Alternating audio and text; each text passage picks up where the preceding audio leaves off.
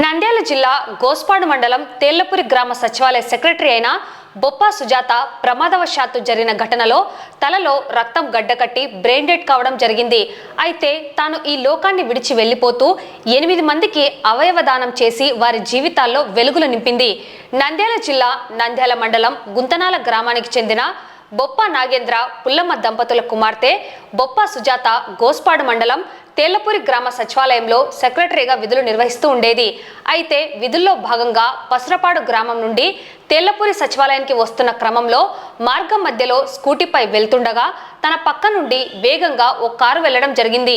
దీంతో కొంత ఆందోళన చెందిన సుజాత అదుపు తప్పి కింద పడడం, తలలో రక్తం గూడు కట్టుకొని అటు తర్వాత బ్రెయిన్ డెడ్ కావడం జరిగింది. ఇదిలా ఉంటే సుజాత గ్రూప్ 2 పరీక్షలకు హైదరాబాద్ లో 2 నెలలు శిక్షణ తీసుకుని తిరిగి తాను విధుల్లో చేరిన కొద్ది రోజులకు ఇలాంటి దురదృష్టకర సంఘటన జరగడం కుటుంబ సభ్యులను, గ్రామస్తులను ఎంతో కలిచివేసింది. సుజాత మరణం వృధా కారాదని తలచిన ఆమె తల్లిదండ్రులు బొప్ప నాగేంద్ర పుల్లమ్మలు తన కుమార్తె సుజాత అవయవాలు దానం చేసేందుకు నిర్ణయాన్ని తెలిపారు. సుజాత శరీరం నుండి 8 అవయవాలను సేకరించి మరో 8 మంది జీవితాలలో వెలుగులను నింపింది. కర్నూలు కిమ్స్ ఆసుపత్రిలో సుజాత అవయవాలను దానం చేయడం జరిగింది. ఈ విధంగా అవయవ దానం చేయడం నంద్యాల జిల్లాలో మొట్టమొదటిసారని వైద్యులు పేర్కొన్నారు. అనంతరం గ్రామంలో ఆమె యొక్క పార్థివ దేహానికి అంత్యక్రియలు నిర్వహించారు.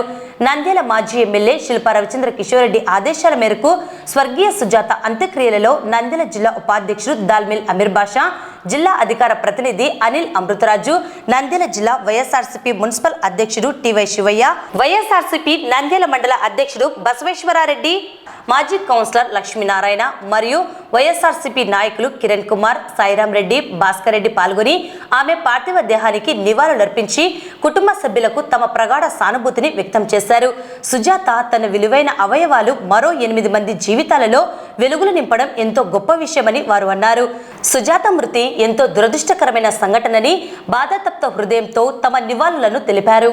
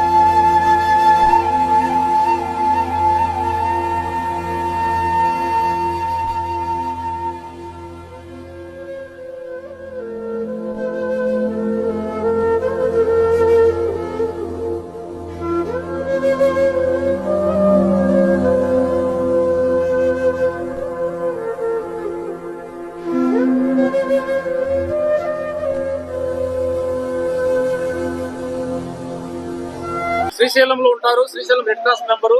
అమ్మాయి వాళ్ళ చెల్లెల కోరికలు నెరవేర్చాలని ఈరోజు 8 మంది జీవితాలలో అమ్మాయి అవయవాలు ఉపయోగపడే విధంగా 8 మందికి బ్రతికిచ్చింది. అమ్మాయి చనిపోలేదు, 8 మందిలో బతుకుతుంది.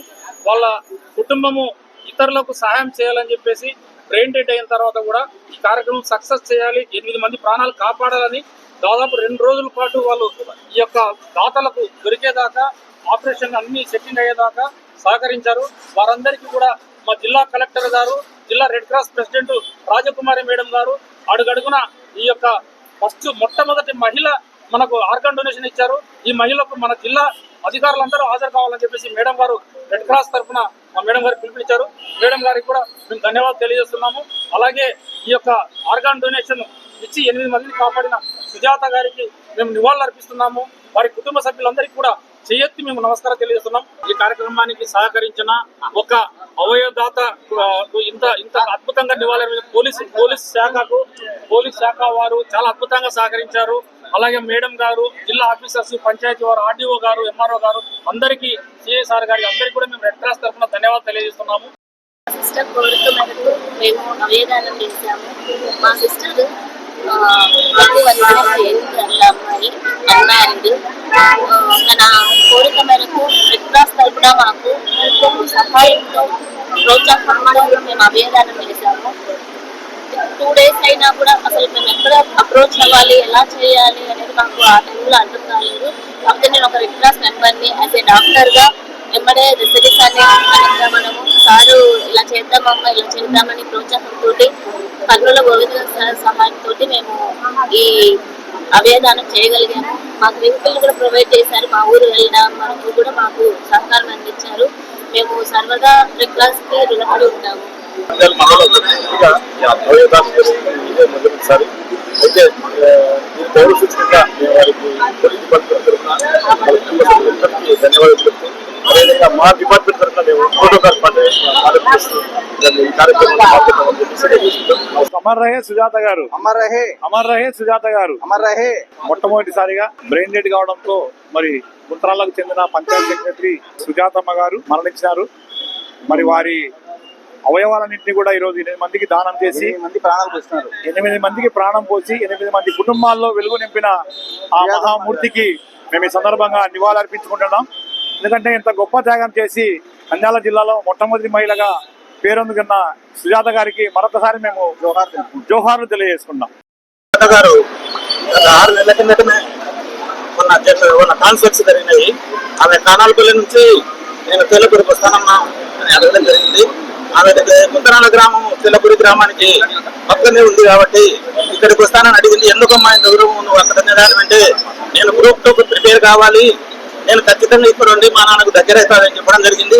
తర్వాత గ్రూప్ 2 కానీ ఆమె హైదరాబాద్కు పెట్టుకుంటే ఇవి కూడా నేను 2 నెలలు చేరిన 15 రోజులలోనే ఎంపీఓ గారితో చెప్పి ఆమెకు ఇప్పించడం కూడా జరిగింది. 2 నెలలు పోయి హైదరాబాద్ లో ఉండి వచ్చి మళ్ళీ జాబ్ చేరి 15 రోజులు అయింది. ఇప్పుడు సర్పంచ్ పనుల నిమిత్తమై హైదరాబాద్ నుంచి బండిలో వస్తూ బండి మీద నుంచి ఎన్నిక కారు రావడంలో ఎన్నిక కారు చెప్పడానికి ఆమె కొంచెం భయస్తురాలు, కొంచెం టెన్షన్ గా ఫీల్ అవుతారు కాబట్టి ఎగిరి కింద పడి ఆమెకు ఇదేంటి కాబట్టి ఆమెకున్న కోరికల ప్రకారము ఆమెకున్న ఇబ్బందుల ప్రకారం అయితే చాలా ఉత్తమమైనది. మాకు సొంతం అన్న బిడ్డ లాంటిది. ఆమె పోవడం చాలా ఇబ్బందికరంగా అసలు ఫస్ట్ రోజు హాస్పిటల్లో అడ్మిట్ అయ్యాలని రోజు చూడాలంటే కూడా కష్టమైన పరిస్థితి. ఆమెకు మా మండలం తరఫున మొత్తం మండల సెక్రటరీలందరూ అయితేనేమి, ఎంపీఓ అయితేనేమి ఒక డబ్బు కూడా పోగు చేసి మేము 2 లక్షల దాకా ఆమెకు ఇవ్వడం జరిగింది. ఈ రకంగా ఎన్ని రకాలుగా కాపాడాలనుకునే ఆమె వెళ్ళిపోవడం జరిగింది. ఆమె జీవితం ఎడికే పరిశ్రమ అయింది. అయితే పోతూ వాళ్ళ కన్న తండ్రి రాజేంద్రం గారు ఎటువంటి పరిస్థితుల్లో ఆమె అవయవాలు దానం చేసి ప్రజలకు ఆమెను ఎప్పుడూ కూడా చూసుకునే విధంగా అవయవాలు ఇచ్చిన దాతలు కూడా చూసుకునే విధంగా ఉండాలనే ఉద్దేశంతో ఫస్ట్ రోజే నిర్ణయం తీసుకోవడం జరిగింది. ఆ నిర్ణయం ప్రకారమే ఆమెకు అవయవ దానం చేసి 8 మందికి వచ్చేటట్టు అవయవాలు ఇచ్చేటట్టు గవర్నమెంట్ వారైతేనేమి, ఇట్లా పోలీసు వారైతేనేమి ప్రతి ఒక్కరూ అందరు సహకరించిన వాళ్ళకల్లా ధన్యవాదాలు తెలియజేసుకుంటూ అయితే అది మీ జీవితం మంచి జరిగి బహుగా ఉండాలనుకునేది. ఎన్నో కళలు కోరికలు కోరిన అమ్మాయికి ఏ కళలు తీరకుండా వెళ్ళిపోయినది ఎంతో బాగా. మొట్టమొదటి మహిళ ఆమె చనిపోతే సడన్ యాక్సిడెంట్ జరిగి అది డ్యూటీ నిర్వహిస్తూ విధులలో నిర్వహిస్తూ ఇంటికి రావడంలో బైక్ యాక్సిడెంట్ జరిగిందని వాళ్ళ ఫాదర్తో ఇందాక మేము మాట్లాడడం జరిగింది. యాక్సిడెంట్ జరిగినా కూడా వాళ్ళ సిస్టర్ విజయలక్ష్మి గారు వాళ్ళ చనిపోయినా కూడా ఈ సహకారంతో మన రెడ్ క్రాస్ అన్న వాళ్ళు కానీ ఇంకా ఎవరైనా మన ప్రజా సంఘాల వాళ్ళందరితో కలిపి ఆమె అవయవ దానం చేసి ఈ రోజు ఆమె చనిపోయిందని లేదు 8 మందిలో ఆమె మన జీవించే ఉందని చెప్పి అందరూ ఆమె చనిపోయిందని ఎవరు అనుకోవద్దండి. ఇటువంటి కార్యక్రమాలకు మన ప్రజా సంఘాలు ఎప్పుడైనా కూడా డిమాండ్ చేస్తూనే ఉండాలి.